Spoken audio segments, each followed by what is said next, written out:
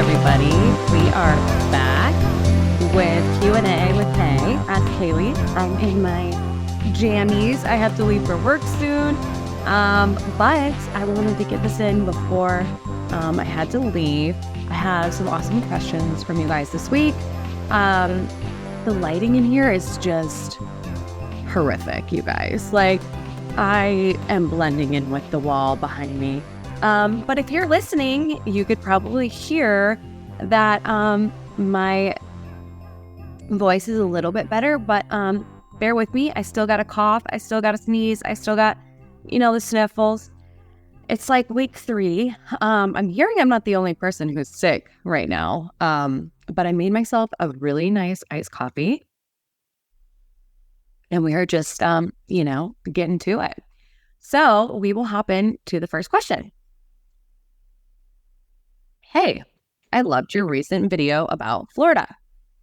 I'm currently in the process with an agency down there, and I'm in the last phase of my medical and psych. Congratulations. Any advice on preparing for the academy and touching up on certain workouts? Okay, so this is a good question because this will be good for both people who are like me, who are lateraling, and for people who are brand new. So, again, if you listen to me, Rachel's podcast, we touch on a ton of this stuff, but I want to talk to you a little bit about the Lateral Transfer Academy. So the Lateral Transfer Academy is really cool because I didn't have to go through a full academy again. So I believe whoever asked me this question is a brand new officer and is not lateraling. But I will get to that. So if you're like someone like me or like Rachel, who is coming from another agency and transferring over, your agency should pay for you to go to a lateral transfer academy. I believe it's about 6 or 7 days long. Maybe it's 8 days. But it's just like a week.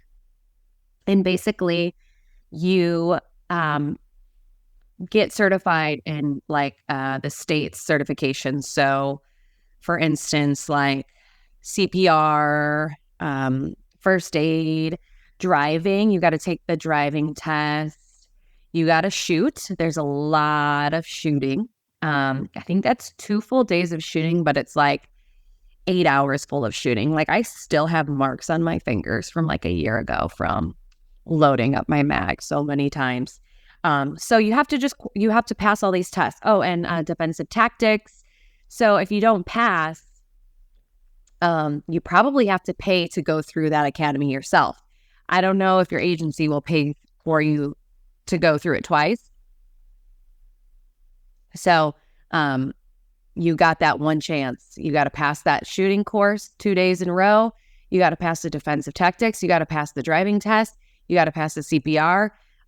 So you got to make sure you pass all those tests. And there was people I was with that did not, especially the shooting. The shooting was pretty difficult. In the sense that it was just long days, and on top of that, it's hot here in Florida and our range didn't have any like AC. So it was a mess, but I passed. So, it was all good.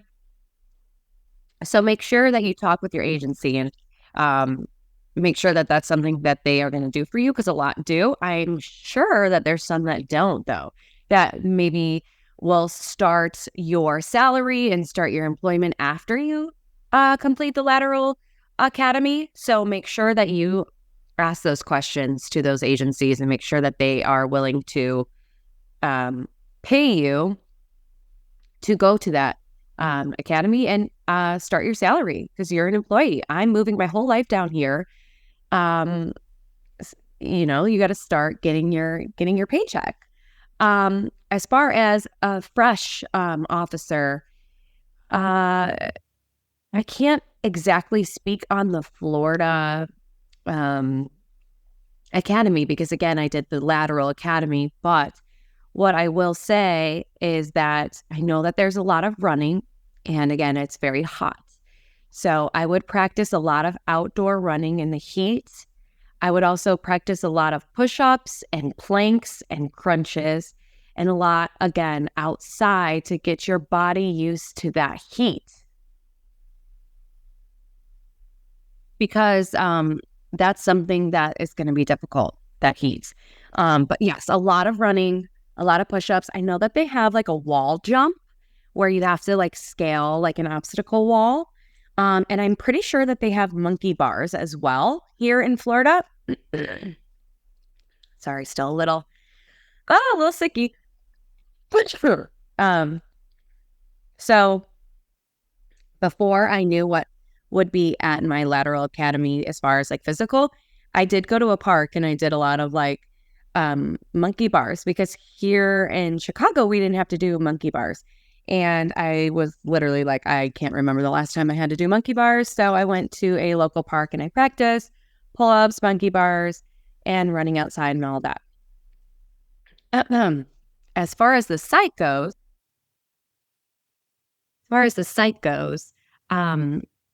there was, I can't remember if it was the same as Illinois, but I feel like in the moment it felt like a lot, because there was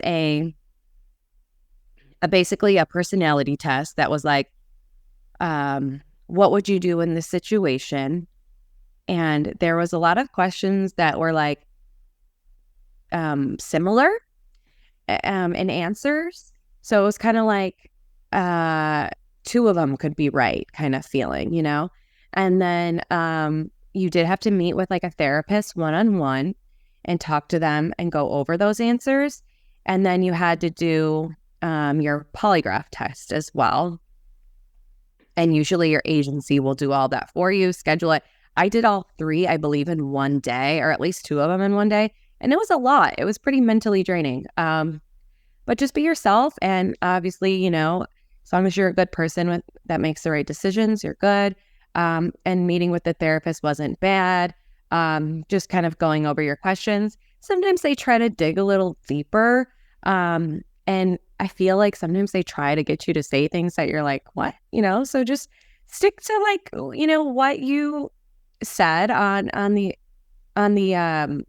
test, and you don't need to elaborate any further. Whatever you said is what you said. You don't need to get into like details about anything. Just be yourself again, be comfortable, be normal. It's no big deal. And you'll be just fine. So yeah, I hope that helps, but definitely, since it's summer, get outside and, you know, get practicing in this heat. All right. We're going to go to the next question. Okay, this question's pretty similar. It just asks, you know, how do I get in shape for the academy? What exercises should I focus on? Okay, what's the academy like? And what's a normal week in the academy? So, interesting. I didn't really know it either before I started the academy, and I didn't really know what to expect. But it's actually, as far as Chicago Academy goes, and I know a lot are pretty much the exact same, it's pretty cool because you're getting paid, right? So it's your job. They do not want you to have another job while you're in the academy. In fact, you can't, because you are employed by that agency. So you will basically be going there Monday through Friday, typically like 7 to 4 or 8 to 5. So regular hours, 40 hours a week. You'll have your weekends off. It'll be like a regular job for 6 months. Obviously not regular, because what you're doing in the academy is not regular, but you're getting paid. And you just have to report there. And yeah, so I didn't really know what to expect for that either. But if you are working a regular job right now, it's not that huge of a change as far as scheduling. We did have some nights where we did have to come in for like night schedule, but it wasn't very often. And I believe they told us kind of ahead of time, because there are a lot of parents and people with children in the academy. So yeah, but you cannot have outside employment at all. You can't wear makeup. You cannot be late. You cannot fail a physical test. You cannot fail a mental test. You cannot fail a written test. It's 6 months of hard work, but you're getting paid. So it's okay, right? You have nothing else besides your family, of course, to dedicate your time to for 6 months. So you have to be all in. You genuinely have to be all in to be able to make it through. You will have to study, but you and your class will do it together. You'll be in a class of 25 or 30 people, and you'll make study guides. You'll get real close, and you'll all hold each other accountable. But yeah, there are some people that don't make it. There are some people that get fired. There are some people that quit. But if I could do it, you can. Promise you that. In fact, I actually loved the academy. I would probably go back in a heartbeat, actually. I love being on a team setting. I grew up playing sports. So just being surrounded by like-minded people who are active and fun and kind of just as crazy as you are doing this job. It was the best time ever.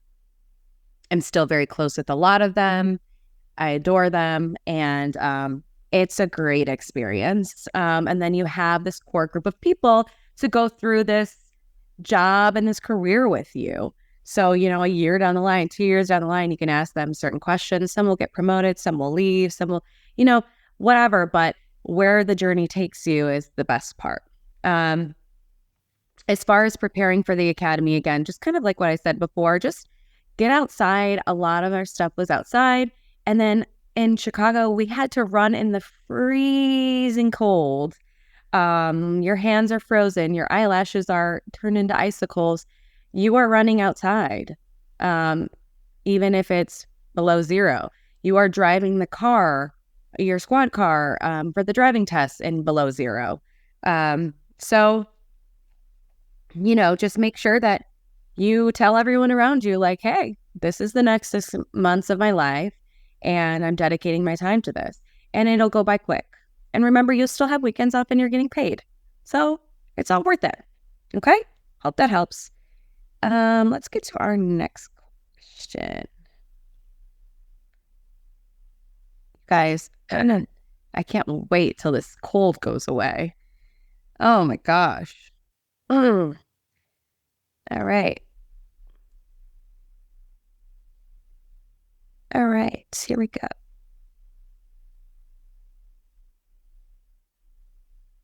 All right.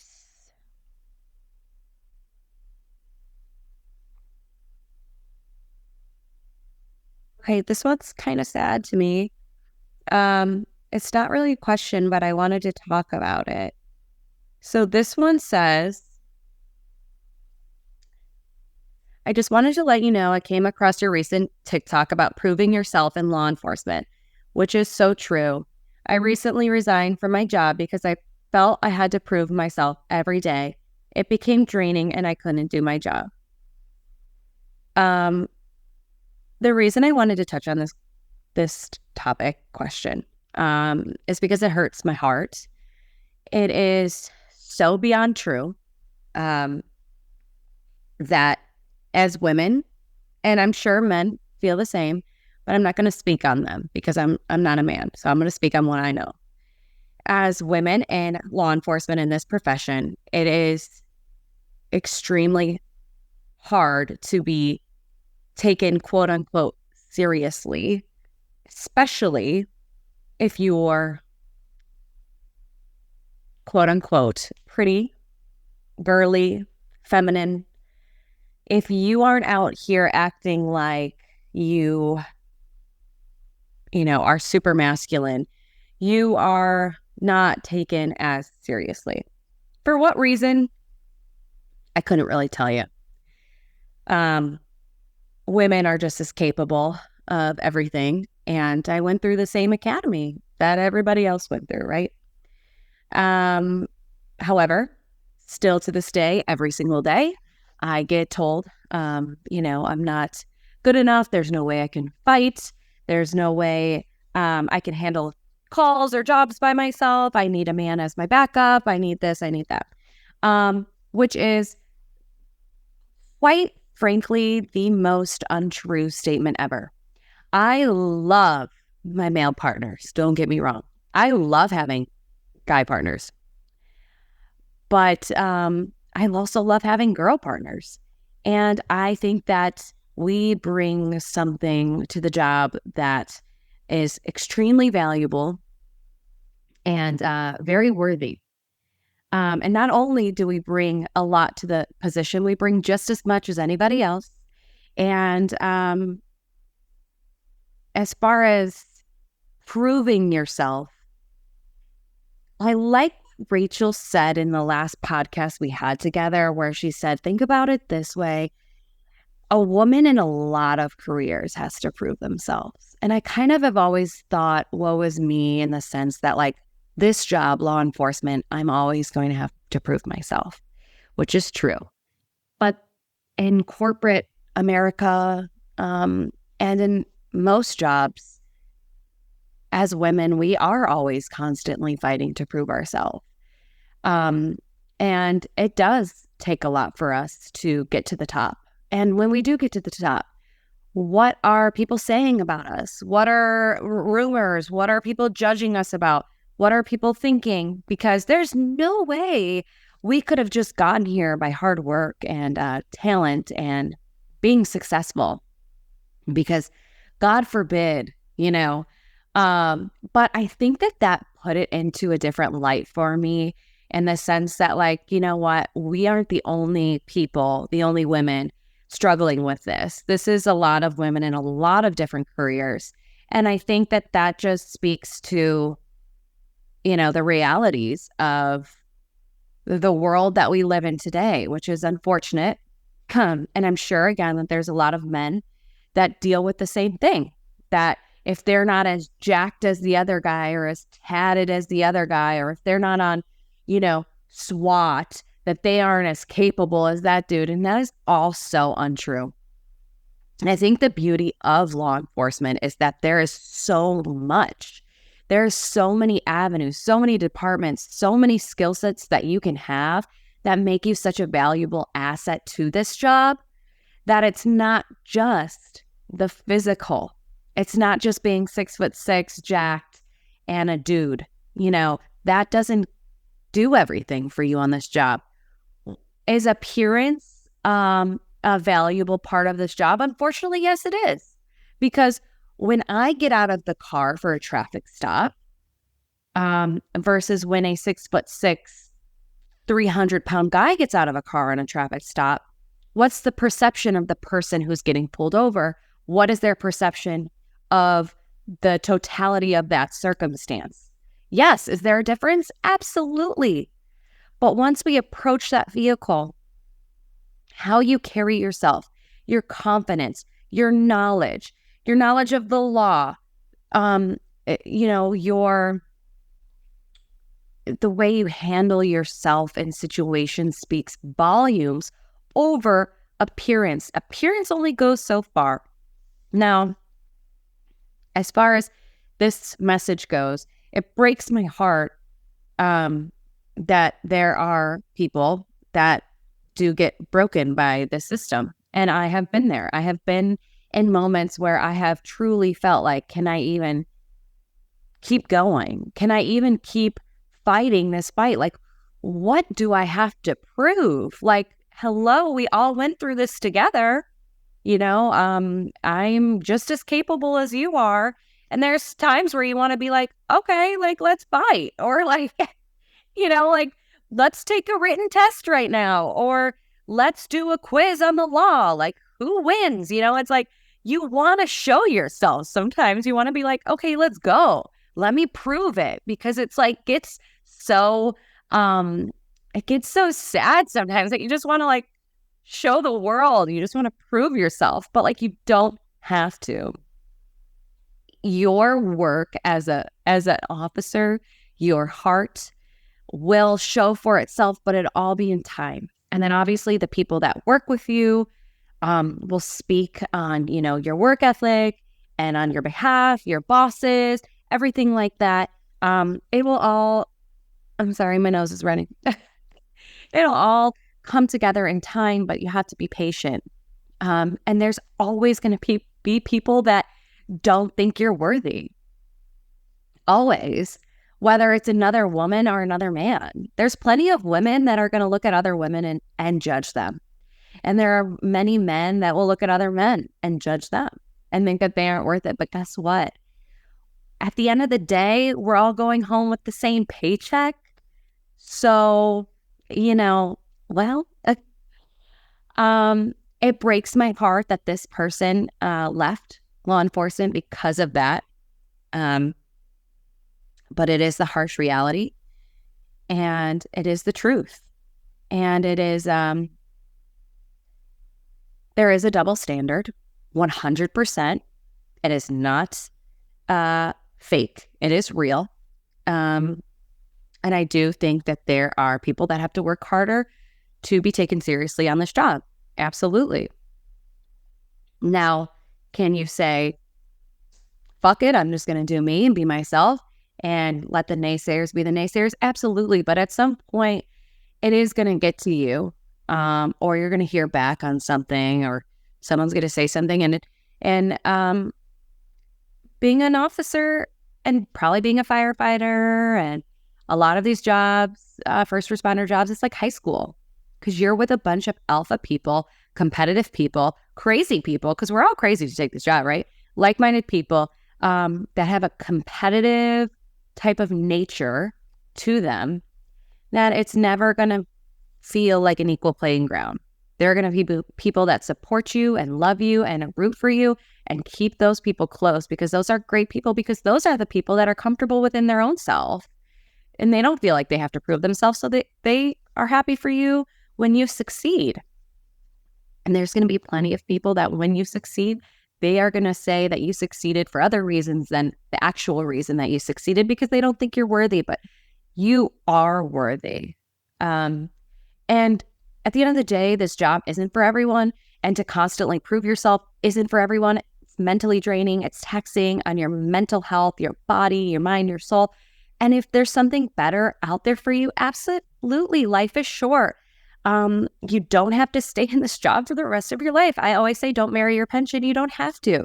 But I do believe that your actions speak for themselves. And if you could stick it out, find good people to surround yourself with, that's the most important.